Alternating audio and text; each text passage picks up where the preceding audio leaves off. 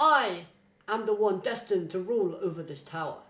I am the first and greatest adventurer in all of the tower. With my red third eye and my crimson cape, I am Jihad. Hello everyone and welcome to the Enemy's Ilya, and things are getting heated as we go over all things Edahn Khun and Jihad data related. So in this video, let's talk about the obvious characters like Edahn Khun and King Jihad, as well as the new members of the Khun family that we get introduced to, because these new characters are fantastic. And of course, we need to talk about the backstories that Khun and Dorsey share with us, because they are pretty interesting and pretty incisive in of themselves. Edahn Khun is one of the irregulars that travelled up the tower with Jihad, and later became one of the 10 great family leaders with god-like spear-wielding skills. She is known as the best spear bearer in all of the tower. No one who has climbed the tower after him even matches his skills in the slightest. She has given birth to a massive number of children, and alongside leaders of the Airy and Ha family, she is known as the strongest amongst the 10 great families themselves. Overall, I thought his introduction into the story was fantastic. I really liked his design, as it holds a old stylistic theme which fits with the environment and the kind of time frame that we get told that the Jihad and the other 10 great family leaders conquered the Hell Train. Plus, his eyes look amazing. I love that kind of lightning running through the eyes effect. It looks quite monstrous, but at the same time, it just looks so captivating. As well as the fact is that he always had lightning kind of surrounding his body constantly. And once that gets animated and we have that lightning effect crackling in our ear, I think that would be amazing. So I can't wait for them to finally get to that stage and just listen to it. I mean, it's just going to be awesome. As for why he wants to help Bam and the others, I thought his reasoning worked rather well, as it could play to the theme of respect. It's clear that Edahn and Jihad know each other and have grown a form of bond between them. They have a kind of mutual respect for each other, even though they've only climbed and conquered the Hell Train up to the point where Jihad and Edahn's data have been implemented into the hidden floor. As Edahn is able to notice a change within Jihad's personality and aura, as well as showing an understanding of Jihad's mindset, in basically luring him and baiting him into accepting a bet/challenge in where he says that he can train Bam to the point where he can beat Jihad, or at least give him a good challenge. However, if you had forgotten, here is Edahn's reasoning with a mini theory at the end. So his reasoning for helping is simple. Edahn noticed that the Jihad that returned, presenting a new mirror that would take the 10 great family leaders to a new world within the data hidden floor, was different, basically. Jihad gave off a different vibe, almost as if a new person entirely had returned in his stead. And to make matters worse, once Edahn tried crossing over into this new world because he was skeptical and didn't travel with the other 10 great family leaders, he noticed that everyone who travelled with Jihad had been deleted. Their data was erased. Only the big breeders were left behind to be trapped in solitude to perform the task that Jihad gave them. Now my thoughts as to why Jihad would do this links to V and Arlene, as all of Jihad's companions would know about V and Arlene, and the Jihad outside ruling the tower wants to erase any leads/information or records of V and Arlene ever existing because of the dispute that transpired between those parties. So it's not out of the realms of possibilities to say maybe the real King Jihad went into the data world, told his young data self, look, this is the reason, don't ask questions, I need you to get rid of the 10 great family leaders. Here's an easy way to do it, just trick them and delete them. Nice and simple. So that's what I kind of think was the reasoning for them going that way, even if they played it up as they just wanted to get rid of all the other regulars that were coming in big droves because they were completing the Hell Train making it a lot crowded and noisier in this hidden floor. Okay, so let's move on to Marco Ascencio, a direct son of the Khun family. We don't get to see much of this character, but it's clear that he does possess a great deal of spearmanship. And clearly he's better than all of the B team that goes to find Edahn in this arc. Not really surprising when you consider the B team is only consistent of Boro, Sashi Faker, Hokni and Barties. Still though, all things considered, even at this stage and being Data, I do think he can give Bam a run for his money, even beat him at this current stage. Overall, he has a decent looking design, and I really do want to see more of his character moving forward, because, yeah, he's only been facing fodder at the moment in terms of the sort of like monsters on the floors they're travelling through, or the kind of stages they're going, that's a better word. But yeah, I mean, let's see him fight a real person, so I think that would be cool. He does remind me of a Fate Stay Night character as well with his design. I'll put a comparison of the two up on the screen here so you can kind of make your decision whether you think I'm crazy or whether you think I've got a bit of a point there. Okay, honestly, you know, if you've been watching my reviews, that I love characters like Endorsi, Yuri, and even Eon. Those are some fantastic female characters. But young maschenny Jihad, damn, she's adorable. One of the best designs I've seen from the series thus far. Absolutely love it. I really do like her attitude as well that she displays. It's almost intimidating, yet very sisterly. This arc does end with Jihad going to the Palace of Spears, and I'm hoping she shines against an enemy if the opportunity does arise. So hopefully we see what her combat skills at this young stage is like. But I can assure you, they're probably going to be better than Marco Ascencio's, because he's acting rather scared of her most of the time they interact. So, I mean, yeah, honestly, can't wait. Love her design. Let's see more of her. Not so keen on the old version, but it is what it is. She has a charm, I suppose. So then, Kusea, Khun's younger cousin, and also his sworn enemy. This girl is a massive bucket of crazy, but I love it. Honestly, while reading her dialogue throughout these arcs, I had like this crazy psychopathic voice attached to her text, which made me really enjoy the character even more. Whenever I kind of vibe with the character and I give them a voice and read it out loud, it always makes my enjoyment of the kind of segments they're in and the characters in general that much more exciting. But at the same time, yeah, I mean, her first impressions go, wow, awesome. Her hatred for Khun stems from their childhood, as she blames Khun for the death of her sister, in whom she idolized and supported in order to promote her sister to Princess of Jihad status. Khun sided with Maria, and in the process got his own sister disqualified. That shock ultimately led to Khun's sister killing herself, and then Kusea hatred was born. Yeah, I mean, like I said, design-wise, it's quite simple, quite what you would expect from a member of the Khun family, but it's just her personality, her craziness is just, yeah, brilliant. Let's move on. So briefly, I just summed up Khun's backstory about what happened between him, Maria, Kisei, and his sister that his mother wanted him to promote to a Princess of Jihad. But after hearing that story straight from his own mouth, this shows just how much he's grown closer to our main cast. Even his sworn enemy mentions that Khun's actions for saving Missang over prioritizing himself is out of character for Khun. Of course, she's obviously basing that assumption on her past interactions with him, and it's been quite a long time since they both met face to face in the real world.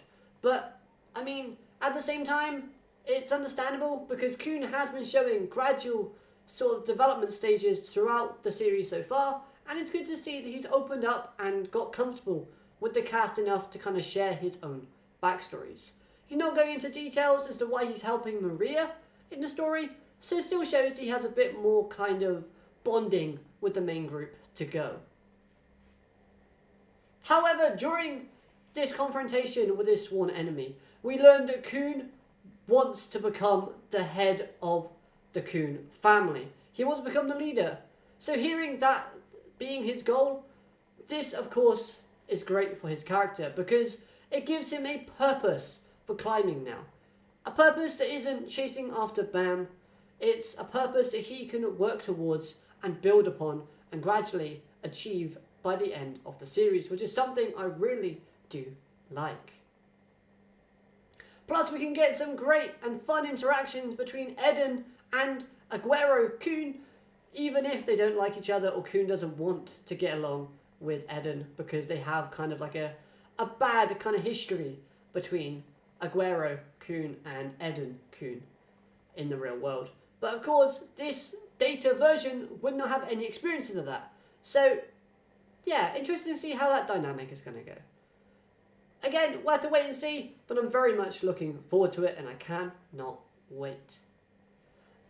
Now it's thanks to his anxiety that Kaseya became his sworn enemy, as he thought climbing the tower and essentially running away from that situation instead of confronting his own family was the best thing to do.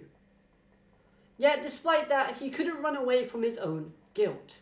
That basically his actions of siding with Maria and getting his sister disqualified, which ultimately led to her committing suicide, then, you know, he does feel guilt about that. He does feel bad about the situation that unfolded. But I mean, he's constantly looking over his shoulder now to check whether or not his past is going to catch up with him. And obviously he knew ultimately one day it would. So he wasn't too surprised that Kaseya was his sworn enemy. But, you know, I do like the fact they went this route. I like the fact it was someone new because it built upon his, you know, character, developed him a little bit more and showed some good story and gave us as the audience new information that we did not know. Okay, so now it's time to talk about Jihad. Honestly, as first appearances go, this could have been a little bit better. Yes, his skills are amazing, and that dialogue was very interesting and thought-provoking. But the design reminded me of a kid that wanted to play superhero. Certainly was not what I expected when we were building up hype towards Jihad's appearance, especially at the end of the Floor of Death when we saw him standing from behind. Yeah, I mean, let's just talk about the positives though, because it was very good nevertheless. But we've got the text. This was interesting, especially when Jihad stated what he believes it means to become a king. To Jihad, becoming king means erasing those around you, stating that you have to start off with the people that are distant to you. Then you can erase your friends, and finally the ones you love, until you become all alone. He believes that only those that shine alone can become king. This highly contradicts Bam's ideology and beliefs, and gives us a bit of an insight or an indication as to when Jihad's ideals started to change. Because we know that before obtaining power, Jihad had a thrill for adventure, not kingship.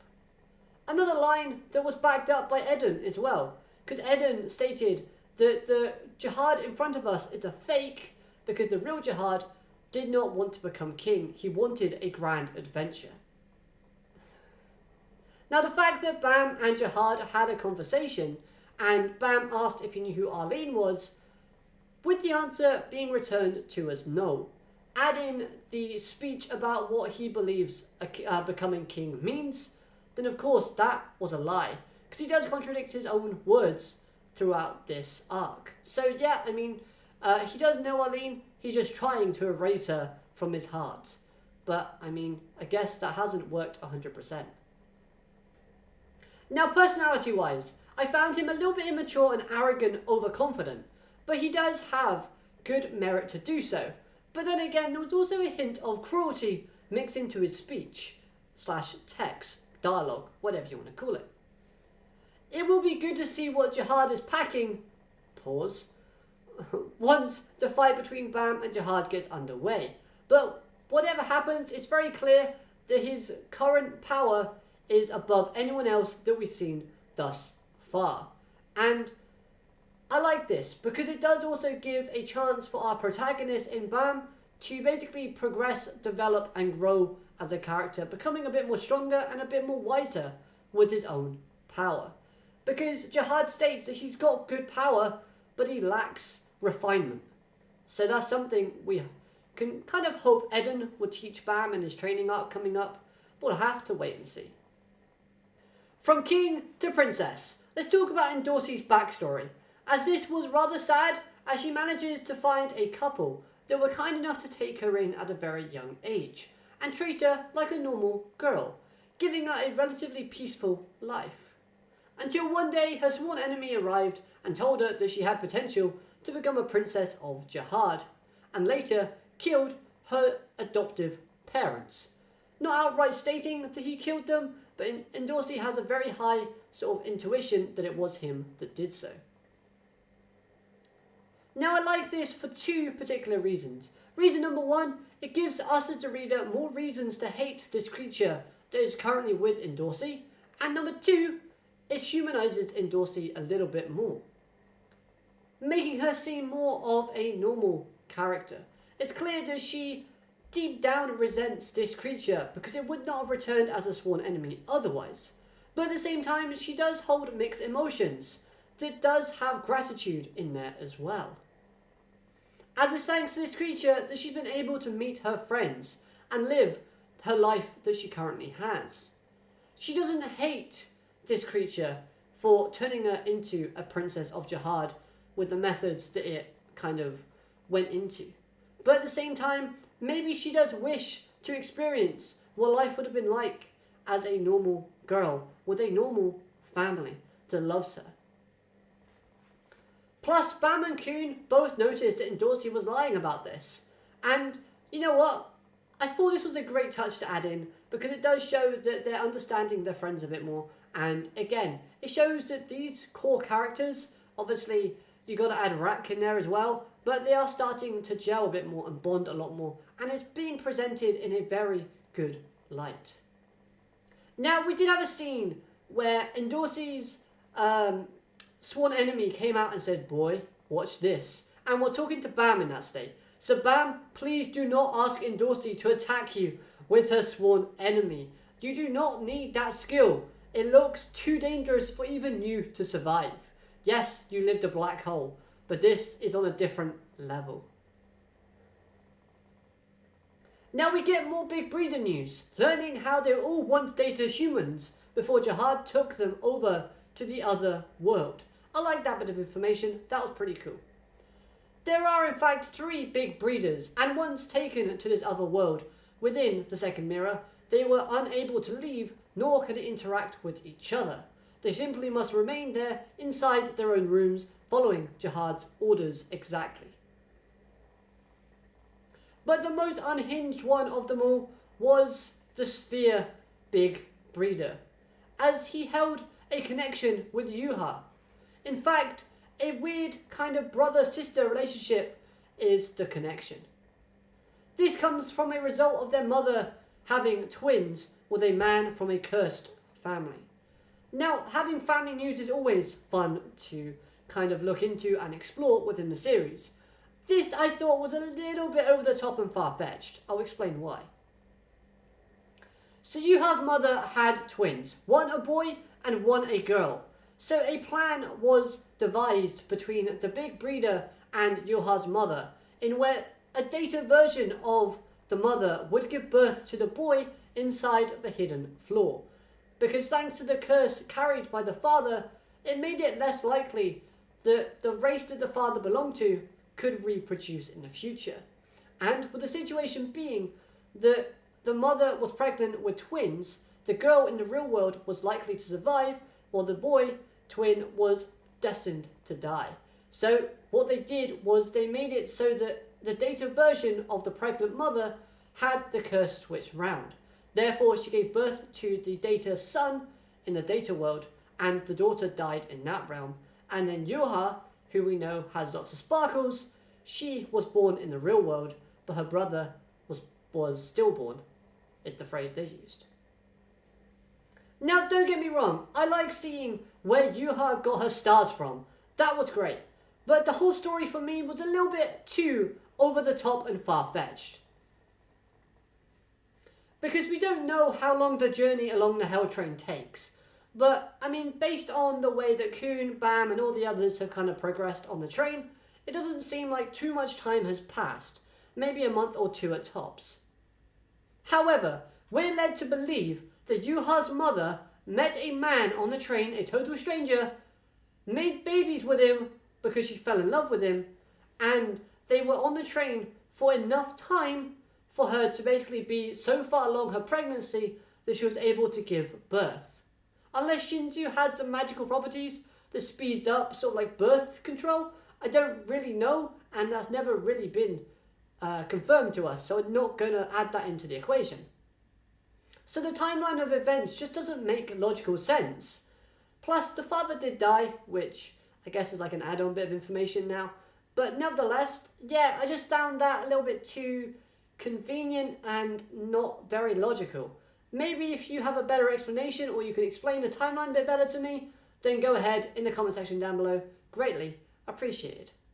Now yes, this was a very depressing story, and learning how Yuha's Data mother got deleted for not accepting the big breeder as her son once he confessed to stealing her boy's body. That was a bit sad and did bring up a little bit of emotion, especially when you saw Yuha's reaction to hearing that. But, I mean, let me know your thoughts on that story, because like I said, it's just a little bit weird and not very logical. But we'll move on to our closing thoughts. Overall though, a really fun set of chapters that builds up some excitement for future arcs to come. I can't wait to see how the training goes with Bam and the others, as well as what Jihad's plans are involving the Palace of Spears. We'll have to wait and see if we're going to get a Princess of Jihad versus King Jihad showdown. That would be awesome if it does occur. I was disappointed in learning about Boro, sworn enemy, being an enemy from a movie. That was pretty lame. And the comedy I thought was really funny. I like the whole Khun and Hung Sung Yu arguing over who goes with Bam. Simple answer, endorsing. Plus, Rak sort of dabbing I thought was great. But what is up with that painting of a Rak-like creature on the wall? That looks really interesting. I honestly don't know, but it looks awesome.